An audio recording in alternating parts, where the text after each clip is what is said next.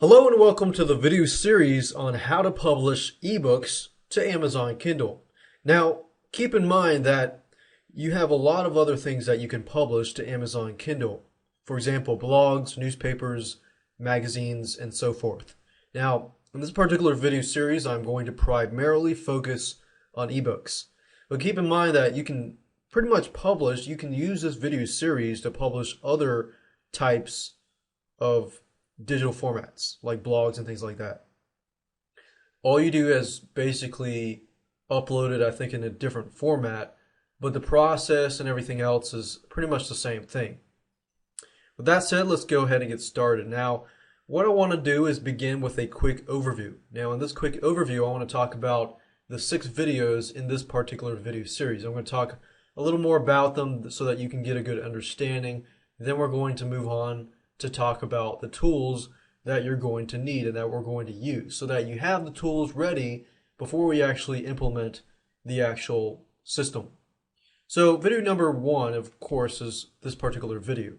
Video number 2, we're going to talk about brainstorming and researching your market. Essentially, how to find ideas and topics that you could write your ebook on.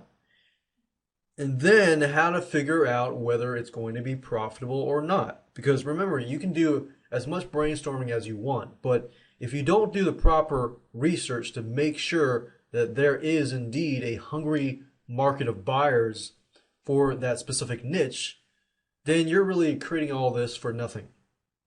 So we want to plan ahead. We want to make sure that it's going to sell. So we got to brainstorm, and then we've got to research the market. Of course, in video 3, it's all about writing an ebook that sells. We're going to talk about, how you can write an ebook that sells. How do you plan ahead of time to ensure that the content inside the ebook is good enough that there are going to be people out there that are hungry to buy it.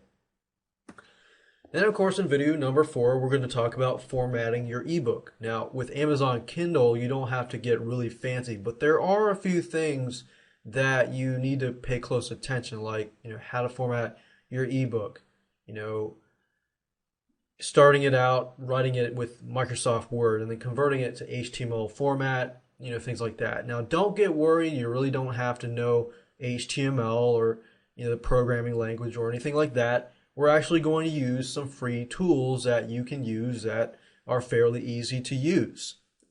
Video number 5, of course, after you format your ebook, you should have your ebook ready to go, which means video 5, you're ready to publish and price it with Amazon DTP. Amazon DTP is, I believe it's digital something platform. Forgot what the acronym means, but essentially it's the same thing as publishing it on their Amazon Kindle.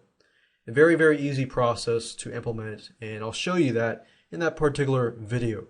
Video number 6 is promoting your ebook. Let's say that, okay, you've finished your ebook, blog, whatever, formatted it, published it, uploaded, it's been approved. Now what? How do you promote your ebook? Well, now that it is on their marketplace, yes, if you correctly positioned it, you correctly entered the correct keywords and things like that, then you should be able to target the right person, right? Right. But you still want to be proactive about marketing and promoting your ebook. So we're going to talk about some tidbits and some tips and advice that will help you increase your exposure in terms of promoting your ebook on Amazon Kindle. Now, of course, why Amazon Kindle? Well, there's many factors as to why. Ebooks are cheaper, things like that. But on November 19th, 2007, Amazon released the first Kindle first generation. So within 5.5 hours, it was sold out. Now keep in mind that the device remained out of stock for another 5 months until late April 2008. So that tells us that, wow, it was released, and guess what? It was sold out for several months. Approximately 5 months, about almost half a year. Now, the good thing about Amazon Kindle is there's a large demand and it's easy to use. It's very user friendly, even for newbies. In fact, I was flying from on the airplane and, next to me was this guy who knew little about technology. I even talked to him about it, but he felt like the Amazon Kindle was very user friendly for him because he really didn't have to know all these apps. And I'm sure the iPod can read Amazon Kindle as fact too, but you know, there's a lot of people that the Amazon Kindle can reach out to, people that are not necessarily technologically savvy, but they want to be able to just use the Kindle for reading ebooks and things like that, and they want the convenience of that fact. Now, Amazon Kindle can publish on many different phones, not just the Amazon Kindle. So, as you can see, the market is huge. Ebooks are cheaper than the hardbook covers.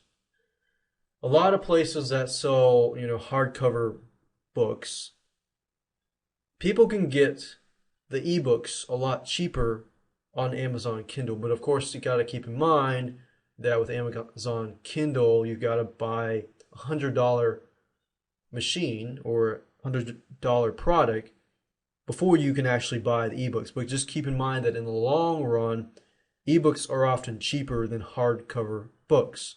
So that's a big selling point there.